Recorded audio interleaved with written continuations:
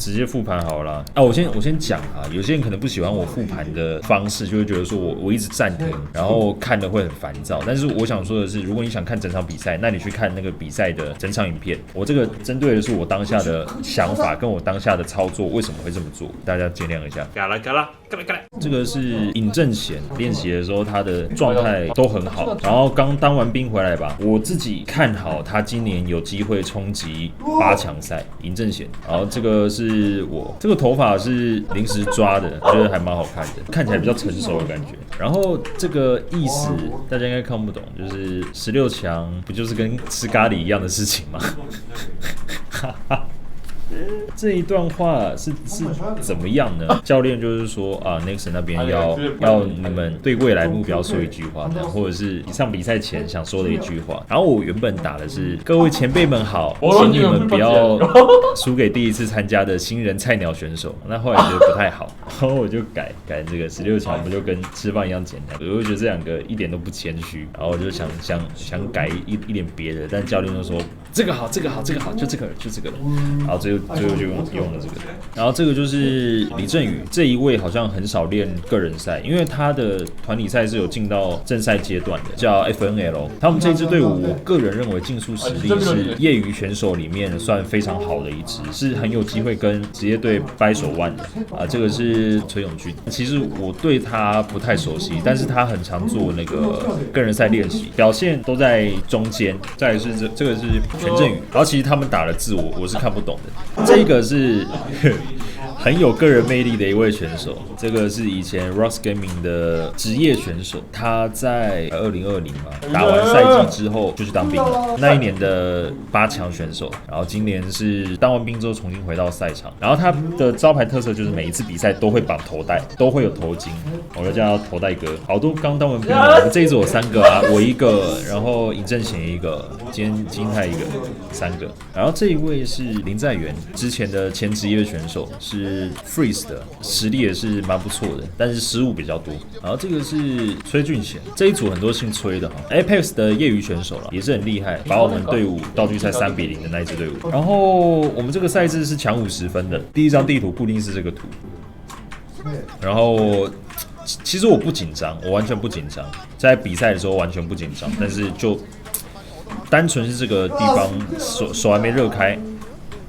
失误了。这边为什么会失误？就是因为正常来讲，这里如果角度不对，大家你看路线都在右边嘛，右侧的话2个大甩才有角度可以进到下个弯，在中间的话，通常就是你要加小漂加大漂，刻意让你自己的速度慢掉，然后第2漂才有机会不撞到，然后再切进去。那我这里当下的想法是，我这里切小漂，我不太确定我会不会撞到这个角，所以我当下选择大甩过去，然后想要第2漂晚一点甩，然后再去救那个角度。但很可惜的是，第2漂完之后，角度还是没了，然后被后面的选手，就我失误之后，带到了后面的选手，然后后面的选手把我顶掉，然后我又回到这个角落里面去，所以这个是我自己的失误。但是我要解释一下，我当时为什么会失误，其实就是因为这个入弯点。这个入弯点，我不小心补了这一个反漂，就是点了这个小甩，把它拐回到中间的路线。其实我应该是要跟着他们路线走，应该要在右侧，所以重点是在这里，而不是在这2个角。为什么会撞这个角？就是因为这里的路线没有切到右线导致的，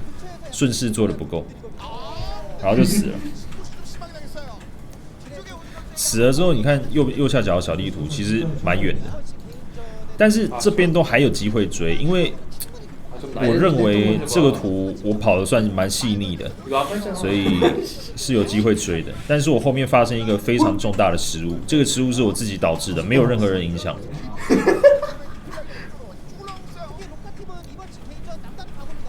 这也就是我持续跟车嘛，前面3个其实打架打的也是算激烈，金泰就是比较保守的跑法。在这一个地方呢，我不小心就是在这个流差区，你要像这个尹正贤一样走下面才会更快。然后我也想切这个角，但是我切这个角的时候切的不够里面，但也不够外面，所以在中间的过程当中，我有2个后轮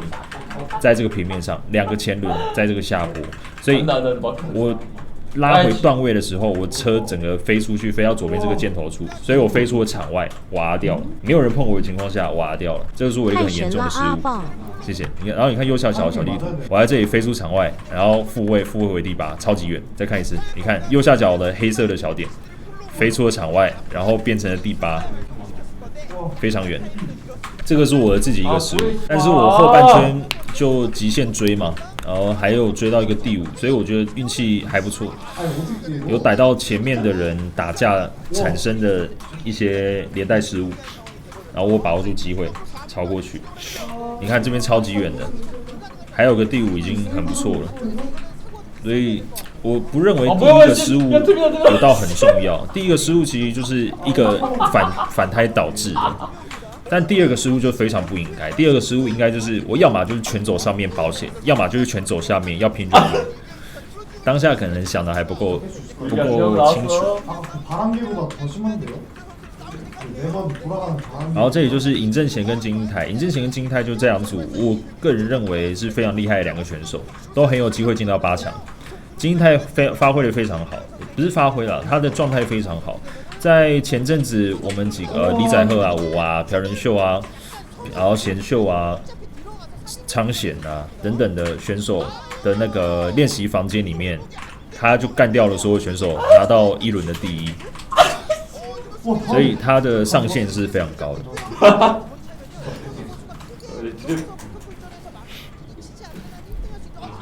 啊，这个失误就太紧张，因为尹正贤他是一个就是黄色这个小黄，他是一个练习时非常强的选手，路线啊、对抗意识全部都在线，但是在比赛你就很明显感觉他跑得有点绑手绑脚，失误偏多。如果他可以正常发挥，他是一位非常强的选手。小黑，是哦。再来是第2张地图，其实另外选手选这张地图我是蛮开心的，因为这张地图算是一张我本来的选择次序就非常高的一张地图，这张地图应该在我的第5选、第6选，所以选出来这一张我觉得还不错。然后我很喜欢他选这张地图的另外一个原因是，我的起跑位置非常好，在这个地图里面起跑位置就两个位置最好，一个最左边绿色这个位置，另外一个是蓝色这个位置，这2个位置是最好的，因为在这个地图一开始，你看这地图一开始直线非常长，所以大家一定都会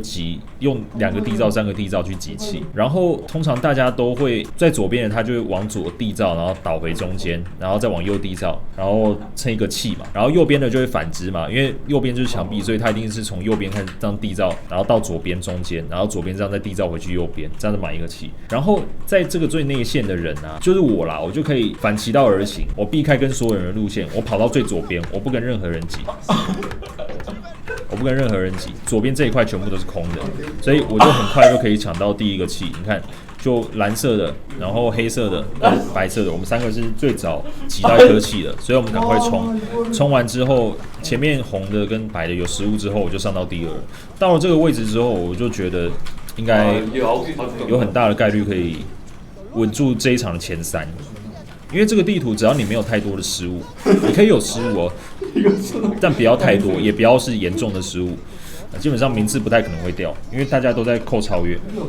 这个地图大家都在扣超越，然后这里你可以仔细看，我稍微放慢了一拍，因为我看到这个紫色的去抢了蓝色的内线，所以下一个弯在这个地方啊，这个角落，要么是蓝色的把紫色的夹死，要么是蓝色的被紫色的凹掉。所以你看，他们这里就会碰到。你看，在这个地方，他们已经碰到了。然后蓝色的想去挡紫色的，但被紫色夹了一下。然后我就放掉了一下，因为这个其实是可以判断出来的。我这里就故意补了2飘，你看这里断的就很明显，把内线直接空拍让出来。但紫色的也因为被蓝色的碰到了，自己虽然杀了他，但是自己的路线也被影响到，所以他这个角度就已经完全失去了。然后我刚好有看到这一幕，我就直接抢了右侧的内线，然后超越直接开掉。就上到第1了，然后我的速度本身又比较快的情况下，就比较能拉远跟后面的距离。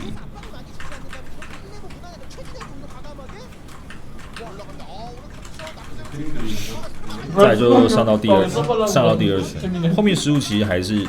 比较多一点，因为我在第2圈有给一个小小的机会。就是我扣了超越，然后我超越最后倒数第2个弯使用的不是很好，所以最后一个桥那边失误是也没有失误，就是角度过得没那么好。如果他是没有失误的情况下，他是有机会碰到我的车尾的，但是我应该还有办法挡下来。不一定，就要么第一，要么第二。但是就是第二跟第三打架了，所以给了我一个很大的机会。然后尹正贤这里就是拉回来的角度太右边，发现的时候太晚，要地造来不及，撞到右边的脚。但他这个已经救得很好了，要不然他会更惨。就这个地方，你可以仔细看我的超越，第二名是完全已经没有超越了，然后他是正常的点，然后我是扣了整整一管的超越，然后在这个弯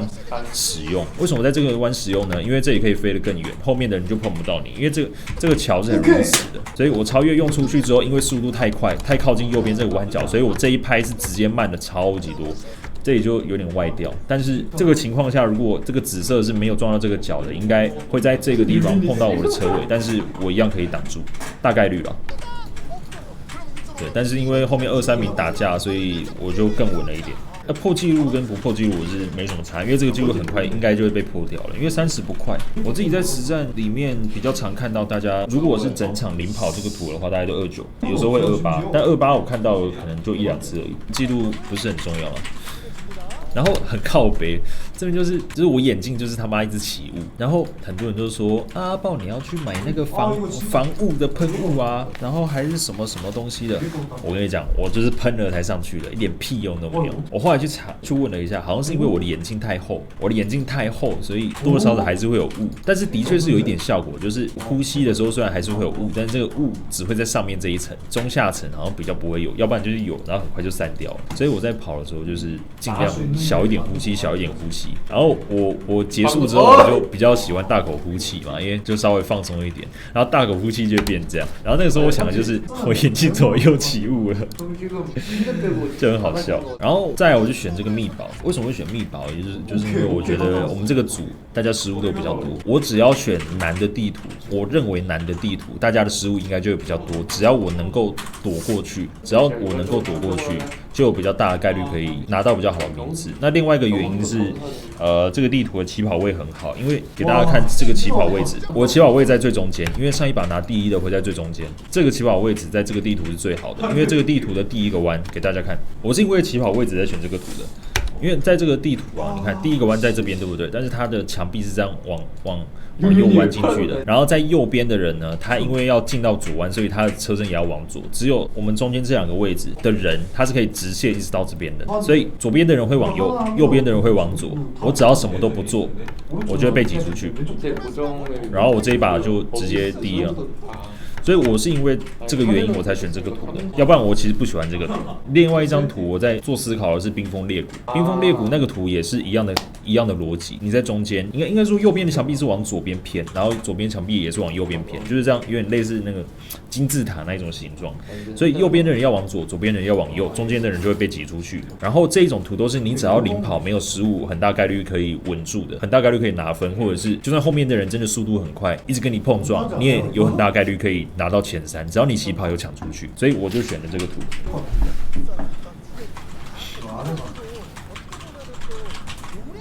然后就很顺利嘛，这个起跑就犹如我所想，就出去了。然后就一路领跑到后面。但我这个图第2圈有一个比较严重的失误，那个严重的失误主要是因为我想跑58，因为我觉得这个图基本上58就没有什么人能刷了，在8人实战里面。虽然我实战跑过57啦，但是那个机会比日本制造的压缩机一样还稀少，所以那个时候就有点贪了。其实比赛是不该贪的。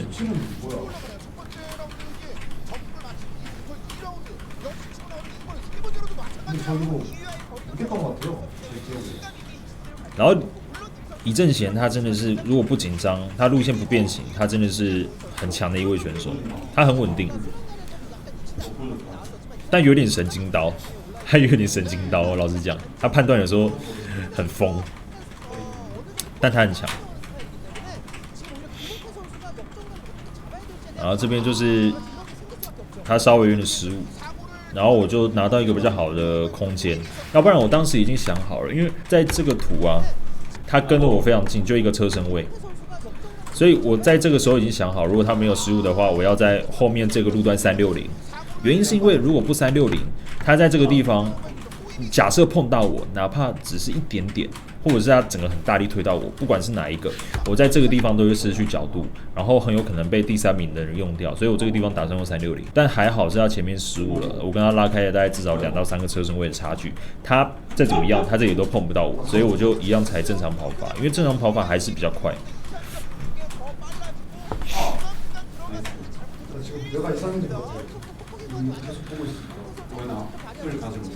然后这里我想的就是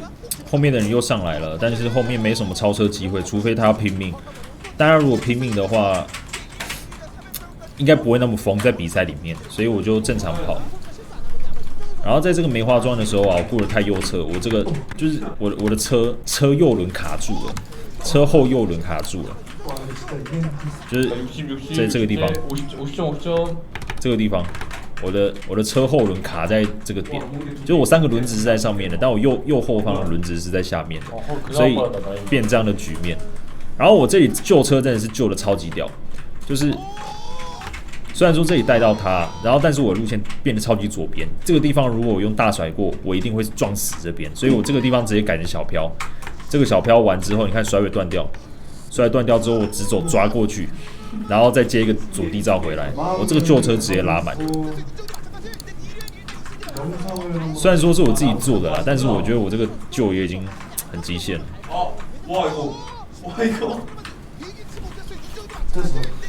这个不是我自己要吹自己啊，但我觉得我这个旧车的确是蛮屌的。虽然我前面那个根本就不该失误，所以我其实这场状态，我不是在采访的时候说状态不是很好嘛，其实就是还是有一些很细碎的失误。然后这个超好笑，这个我后面看的超多次，就是这个崔俊赫跟这个崔龙俊2个人在抢最后第8的时候啊，崔龙俊看到右边这个想夹，他想守第7，然后崔龙俊就直接很聪明放掉之后，这里有一个箱子，这个橘色直接撞箱子，变成他第8，我这个画面笑超久。你看我这个时候一直这样。就是赛道一场。